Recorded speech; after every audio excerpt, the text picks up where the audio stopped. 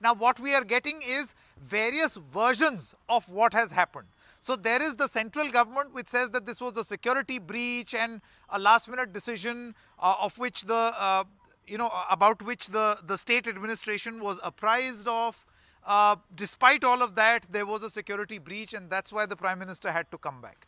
The state chief minister says that he was offered alternative routes because farmers were here. Now we are hearing various versions, and nowhere can we even try and identify what is actually, or what was actually the sequence of events. I think it's very difficult right now to be able to ascertain and pinpoint what was the exact sequence of events. All we are hearing are versions of the truth. Okay, Sanket, can I? So we may be hearing.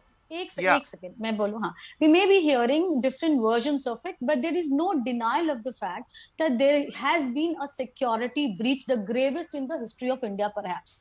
We have had instances where we have lost 2 prime ministers because there was a security breach, and this is the same party who's been giving press conference. If you heard him properly, there were so many things that he has told. He's told that he's trying to connect with the DGP. He was not accessible. Then he was trying to connect with somebody else. He was not accessible, and things like that. First of all, let me just tell you, I just spoke to someone very senior in the police, and he told me what are the protocols. Since Supriya Sen mentioned that nobody other than her knows the protocol. So the protocol is that even if the Prime Minister decides to go by the air route, which is helicopter, there is always a contingency plan that needs to be maintained. One road needs to be cleared off. Now, the entire question is, if you look at the pictures, a common man, you don't need a IQ level, something else to understand this. There are buses parked there. How did the protesters reach on the flyover? Who got them there? Who told the route of the Prime Minister to these protesters?